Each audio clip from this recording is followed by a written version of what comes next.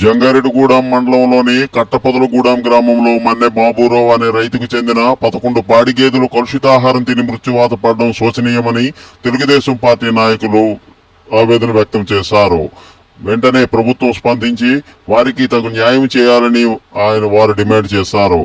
ఈ సందర్భంగా మండల తెలుగుదేశం పార్టీ అధ్యక్షులు సాయిల సత్యనారాయణ, టీడీపీ జిల్లా అధికార ప్రతినిధి పెనుమర్తి రామ్ కుమార్ తదితరులు మాట్లాడుతూ ఒక్కసారిగా ఉపాధి కోల్పోయిన రైతును ప్రభుత్వం ఆదుకోవాల్సిన అవసరం ఉందని అన్నారు. చనిపోయిన ఒక్కో గేదెకి ₹1,00,000 చొప్పున ప్రభుత్వం ఆర్థిక సహాయం అందజేయాలని వారు డిమాండ్ చేశారు. ఈ కార్యక్రమంలో టీడీపీ సీనియర్ నాయకులు వీర వెంకట సత్యనారాయణ, కోటారి ప్రసాద్, బలుసు కిరణ్ కుమార్, గణేష్, గోలి అనిల్, సత్యనారాయణ, ముల్లపూడి శ్రీను, వెంకట సుబ్బారావు, రామిరెడ్డి తదితరులు పాల్గొన్నారు. స్వామి స్ఫూర్తి న్యూస్, పశ్చిమ గోదావరి. టీడీపీ ఏలూరు ఎంపీగా పోటీ చేస్తున్న పుట్ట మహేష్ యాదవ్ పై వైకాపా అభ్యర్థి కారుమూరి సునీల్ కుమార్ అనుచిత వ్యాఖ్యలు చేయడం హేయమైన చర్యగా టీడీపీ రాష్ట్ర అధికార ప్రతినిధి డాక్టర్ దాసరి శ్యామ్ చంద్ర శేషు విమర్శించారు. ఈ సందర్భంగా ఆయన మీడియాతో మాట్లాడారు. స్వామి స్ఫూర్తి న్యూస్, పశ్చిమ గోదావరి.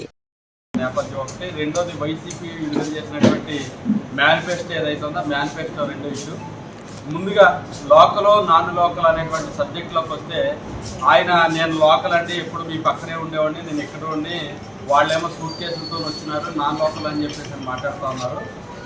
నేను సూటిగా సునీల్ కుమార్ గారికి ప్రశ్నించేది ఏంటంటే, గతంలో ఇదే మీ నాన్నగారు దెందులూరు నుంచి పోటీ చేస్తే మీ నాన్నగారి పనితనం ఎలా ఉంటుందో ఇక్కడ ప్రజలకు అర్థమై ఓడగొట్టి పండుగ పంపించారు. తణుకులో నెగ్గిన తర్వాత మీ నాన్నగారు టీడీఆర్ బాండ్లు కుంభకోణం అనేది రాష్ట్రంలోనే పెద్ద సంచలనం.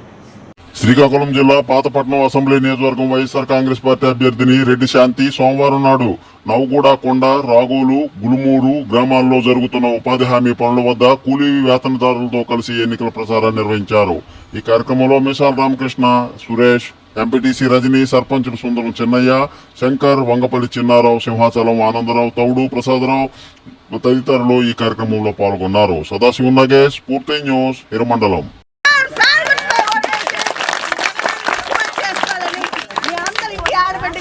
మీ అక్క చెల్లిగా, మీ ఇంటి పిల్లగా మనసారా 2 చేతులు జోడించి సరస్వంచి ప్రతి ఒక్కరిని కూడా కోరుకుంటున్నాను. టెక్కల మండలం కే కొత్తూరు గ్రామంలోని అంధత్వ నిర్మూలన సంస్థ శ్రీకాకుళం సౌజన్యంతో డిఎస్ రెడ్డి ఫౌండేషన్ ట్రస్ట్ ఆధ్వర్యంలో శంకర్ ఫౌండేషన్ కంటి ఆసుపత్రి శ్రీకాకుళం చే కొత్తూరు కమ్యూనిటీ హాల్ వద్ద ఉచిత కంటి వైద్య శిబిరాన్ని నిర్వహించారు. ఈ కార్యక్రమంలో 70 మంది వరకు కంటి పరీక్ష నిర్వహించి 28 మందికి కంటి శుక్లాల ఆపరేషన్ కొరకు శ్రీకాకుళం శంకర్ ఫౌండేషన్ కంటి ఆసుపత్రికి రిఫర్ చేశారు.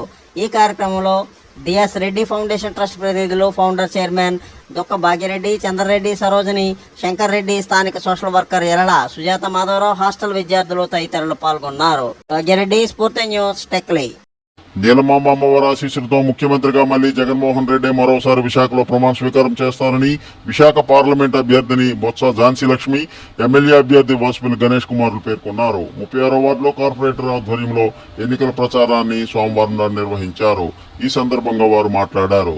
స్ఫూర్తి న్యూస్, ధనుంజయ్, విశాఖ సిటీ.